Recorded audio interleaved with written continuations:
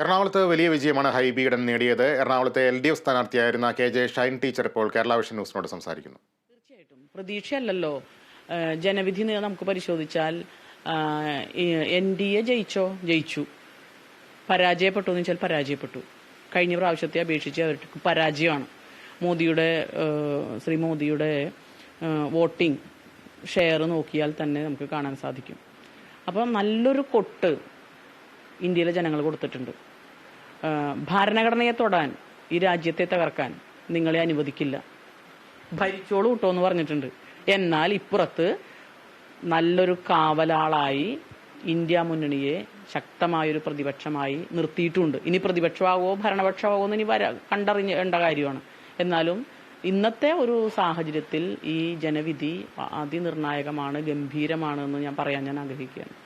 ടീച്ചറുടെ ഒരു പോസ്റ്റ് ഇന്നലെ കണ്ടായിരുന്നു, അതിന്റെ ഞാൻ പോസ്റ്റ് ഇട്ടത്, നമ്മളൊരു തോൽവി ഉണ്ടായാൽ ആ തോൽവിയുടെ കാരണം എല്ലാവരും പഠിക്കണം എന്നുള്ളതാണ്. സ്ഥാനാർത്ഥി എന്നുള്ള നിലയ്ക്ക് ഞാൻ പഠിക്കണം, എൻ്റെ കുറവ് പഠിക്കണം, പ്രസ്ഥാനങ്ങൾ പഠിക്കണം. അത് ഇടതുപക്ഷം മാത്രമല്ല, കോൺഗ്രസും പഠിക്കണം. എന്തുകൊണ്ട് ഞങ്ങൾക്ക് ഇത്ര വോട്ട് കിട്ടി ഇല്ലേ, എൻ്റെ മേന്മ കൊണ്ടല്ല എന്ന് തീർച്ചയായിട്ടും പഠിക്കണം.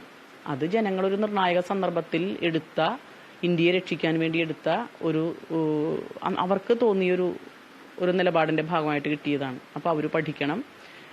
ഇത്രയും കിട്ടിയതുകൊണ്ട് ഞങ്ങളെല്ലാം ഓക്കെയാണ് എന്നുള്ളൊരു ധാരണയിൽ പോകരുത്. അതുപോലെ സമൂഹവും പഠിക്കണം. ഈവൻ നിങ്ങൾ പോലും, മാധ്യമങ്ങൾക്ക് പോലും ഇതെന്താണ് നടന്നതെന്ന് നിങ്ങൾ പറഞ്ഞിട്ടില്ല. അതിനു മുൻപ് വരെ ഇതിനകത്ത് എന്താ സംഭവിച്ചതെന്നറിയില്ല. ഒരു ഭരണവിരുദ്ധ വികാരമുണ്ടോ അല്ലെങ്കിൽ മറ്റേതെങ്കിലും ഫാക്ടറാണോ ഒന്നും നമുക്ക് മനസ്സിലാക്കാൻ കഴിഞ്ഞില്ല. അവസാനം വരെയും നിങ്ങളും ഇതുപോലെ ഒക്കെ തന്നെയാണ് പറഞ്ഞുകൊണ്ടിരുന്നത്. അപ്പോൾ നമ്മൾക്കും വോട്ടർമാരെ കുറിച്ച് പഠിക്കാനുണ്ട്. അപ്പോൾ ഞാൻ എൻ്റെ ഫേസ്ബുക്ക് പോസ്റ്റിൽ എഴുതിയത്, ഒരു പരീക്ഷ നടന്നു കഴിഞ്ഞാൽ ആ പരീക്ഷയിൽ ഒരു കുട്ടിയുടെ റിസൾട്ടിനെ വിലയിരുത്തുമ്പോൾ അവൻ തോറ്റു അല്ലെങ്കിൽ അവൻ ജയിച്ചു എന്നല്ല, അവൻ തോക്കാൻ അല്ലെങ്കിൽ അവൾ തോൽക്കാൻ കാരണം എന്താണ്? നമ്മൾ സാധാരണ പറയുക കുട്ടി പഠിക്കാഞ്ഞിട്ടാണ്. അല്ലെങ്കിൽ അപ്പോൾ അധ്യാപകരും രക്ഷിതാക്കളും സമൂഹവും പറയും അത് കുട്ടീനെ ചൂണ്ടിക്കാണിച്ചേ പറയുള്ളൂ. അതല്ല ശരി.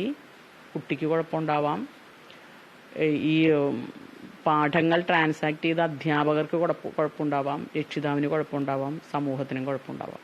അപ്പം എല്ലാവരും പഠിക്കണം എന്നാണ് ഞാൻ പറഞ്ഞത്.